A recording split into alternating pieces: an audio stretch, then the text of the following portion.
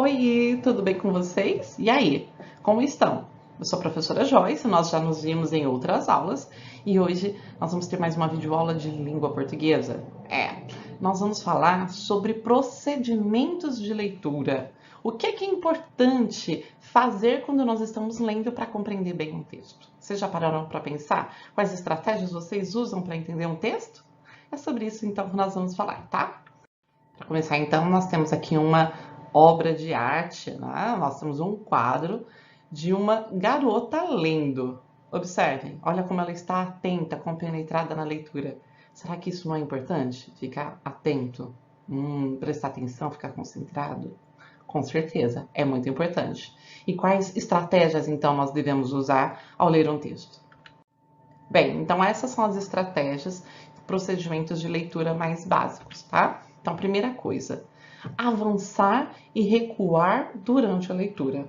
Eu li um trecho, não entendi, eu volto. Do que adianta ler uma página toda e você não ter entendido nada? Então, eu li um trechinho, não estou conseguindo entender, eu volto na leitura. Então, é importante que, pelo menos a primeira vez, um texto, você faça uma leitura silenciosa, porque você não tem a obrigação de continuar. Então, você sobe, desce, vai e volta, né, naquele texto. Eu não tenho que seguir do começo ao fim sem parar. Né? Eu posso voltar quando for preciso, mas o importante é entender. Segunda coisa, elaborar hipóteses sobre o significado de palavras desconhecidas. Isso mesmo. Por quê? Porque não dá para consultar uma palavra, o significado de uma palavra desconhecida o tempo inteiro. A leitura não flui, eu me perco. Então eu tenho que desenvolver uma capacidade que é de dedução. Eu olho a frase, observo, e que será qual palavra, que significado será que essa palavra deve ter aqui? E aí só em último caso eu vou pesquisar o significado mesmo, tá? Observar as pistas e tentar deduzir o que vai acontecer. Então, eu estou vendo lá e olha a primeira coisa, o título de um texto. Eu elaboro hipóteses. O que será que vai tratar, então, esse texto com esse título? Depois, eu vi o título. Quem é o autor? Que gênero textual que é? Começo a observar, né, como que ele conta as histórias.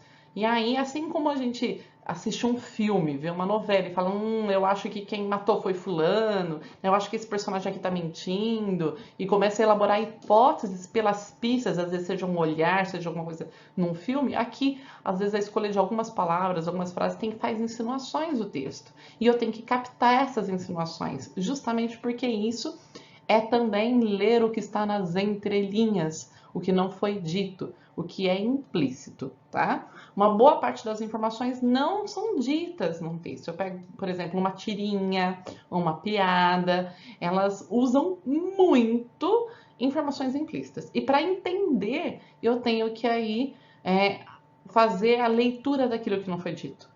Eu tenho que ver, né, qual que é a graça, o humor, a partir das insinuações que são feitas, seja pela imagem, seja pelas frases, juntando as duas, no caso de uma tirinha, uma história em quadrinhos. Então, eu tenho que captar aquilo que foi insinuado, né, que fica subentendido, que eu tenho que entender aquilo que não foi dito por ali. E fazer paradas e resumir o que foi lido em textos mais longos. Então, eu tenho lá um texto que é bem longo, eu paro a cada parágrafo, 2 parágrafos. Então o que foi dito até agora? Eu faço um resumo mental para conseguir aí desenvolver a leitura, ter um raciocínio completo, tá? Então, eu vou desenvolvendo o meu entendimento. Eu paro todas as vezes que forem necessárias. Retomo aquilo, resumo com as minhas palavras e aí eu continuo a minha leitura. Para ler bem, então, olha só do que o leitor precisa. Primeira coisa, ser atento aos detalhes. É fundamental que ele esteja concentrado e que ele preste muita atenção no que está sendo dito, certo? No que está escrito ali. Porque se ele passar despercebido, ler pensando em outra coisa, ele não vai conseguir compreender bem a história. Segunda coisa, acionar o seu conhecimento de mundo. Como assim, professora? Porque o sentido de um texto, ele é construído pelo leitor. É por isso que eu leio e entendo uma coisa, às vezes uma outra pessoa entende uma outra coisa. Porque nós usamos o nosso conhecimento, tudo aquilo que nós sabemos para compreender aquele texto. Portanto, quanto mais vocês leem, melhor vocês interpretam. Quanto mais assuntos vocês sabem, melhor vocês interpretam, tá? Então é fundamental sempre querer aprender, sempre querer saber mais, sempre se aprofundar, porque vocês vão se tornar cada vez melhores leitores. Não só para ler textos de língua portuguesa, mas quaisquer textos de quaisquer matérias. E buscar informações que não possuem para ler um texto. Então, vamos supor que você está lendo um texto e aí ele está falando, vamos supor, de maremoto, né? Maremoto. E aí eu vou lá e eu preciso, não sei o que é um maremoto. Então eu preciso parar ali, dar uma pesquisadinha, buscar informação, depois eu volto para aquela leitura. Tá? Nos textos online isso fica bem tranquilo, porque muitas vezes a gente está lendo e tem links. Então eu vou lá, paro a leitura, vou fazer uma pesquisa sobre aquilo e volto. Então essa ida atrás de informações é fundamental. Ah, estou lendo um texto, não consegui inferir, deduzir o que uma palavra significa de jeito nenhum. Então ela é fundamental para aquele texto? Vai e procura o significado, tá? Então, isso é fundamental. Sem contar o básico, nunca dá para ler um texto uma única vez. Na primeira vez você consegue ter uma noção geral, mas os detalhes, se aprofundar naquela leitura realmente, ver tudo que tem ali, somente com mais de uma leitura, com 2, 3 leituras. Então não dá para ter preguiça, falar, ah, já li. Não. Mas se você quer realmente entender, você precisa ler várias vezes. E aí, vamos praticar? Vamos? No material de vocês, então, tem uma crônica que se chama Estojo Escolar. Ela está na página 90. E tem uma atividade que é feita com ela, que é justamente a remoção. Eles tiram as palavras e colocam lacunas lá. E a gente tem que deduzir pela frase, pelo sentido do texto, que palavra que está ali. Não há uma única possibilidade de resposta. Então, vocês vão ver que podem haver várias palavras que caibam ali naquele trecho e que façam sentido. Mas essa inferência, essa dedução, ela é importante.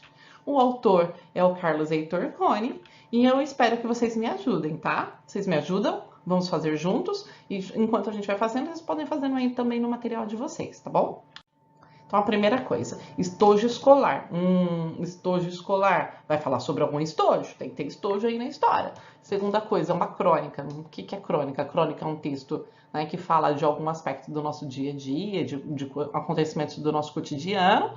E crônica, muitas vezes, ela é muito comum a ironia, o humor, né, o exagero. O que mais que eu sei de crônica? Ah, crônica também, às vezes, pode servir para fazer uma reflexão. Então olha, eu já fiz várias deduções sobre o que posso encontrar nesse texto, a partir do gênero textual e a partir do título. Então vamos, noite dessas, ciscando num desses canais, acaba então ciscando, ele estava trocando o canal da TV.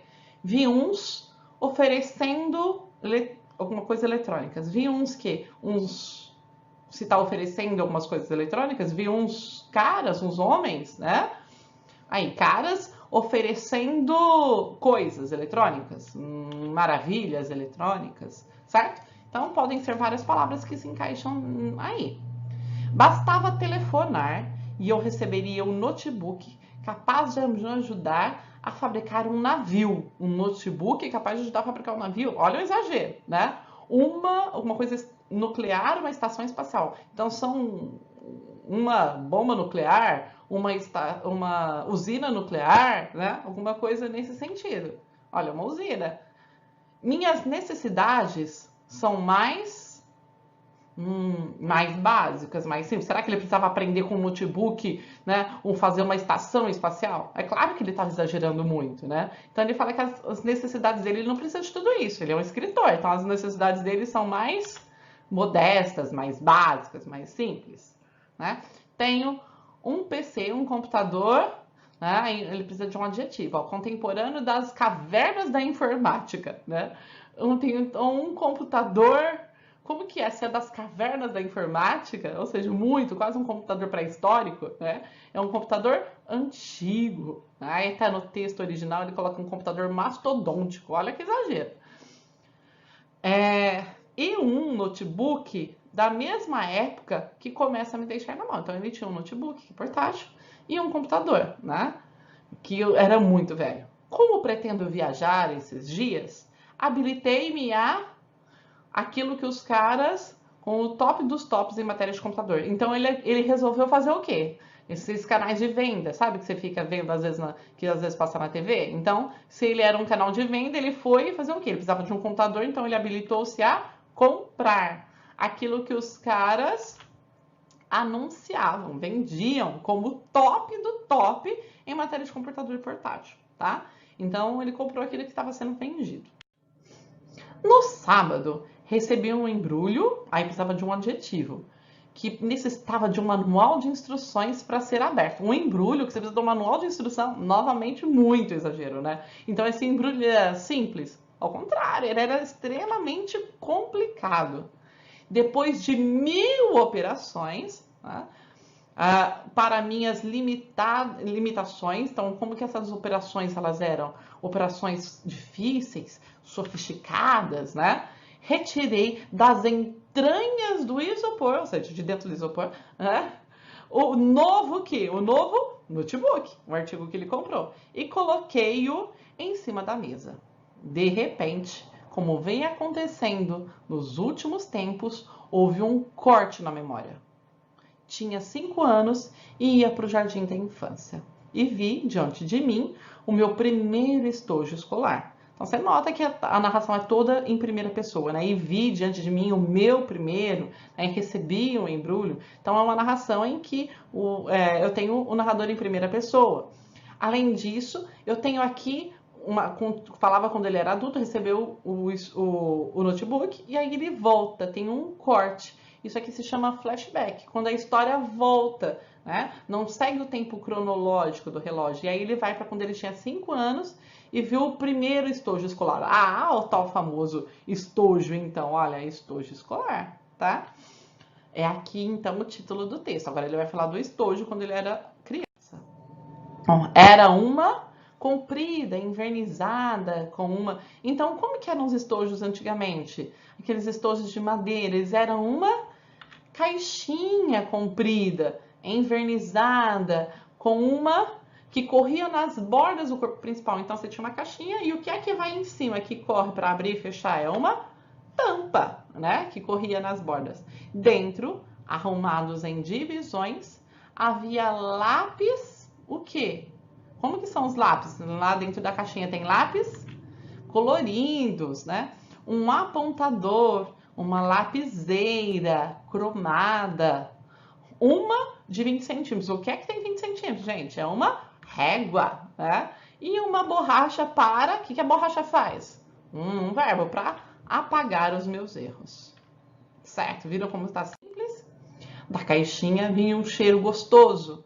Cheiro que nunca esqueci e que me dava prazer, tonteava de prazer, né? Me deixava tonto, olha, me enchia de prazer.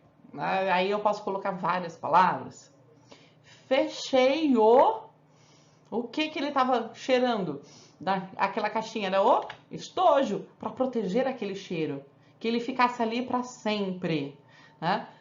Prometi economizá-lo. A gente economiza cheiro, fecha o estojo para economizar o cheiro, não perder o cheiro. Então, para ele tinha um cheiro de memórias de infância, né? Ele tinha aquele cheirinho da madeira, que tudo isso trazia uma série de lembranças para ele. Ele não queria perder essas lembranças, né? Com avareza, ou seja, como economizando aí, só cheirava em momentos especiais, como se o cheiro fosse gastar, ele ficar cheirando o estojo.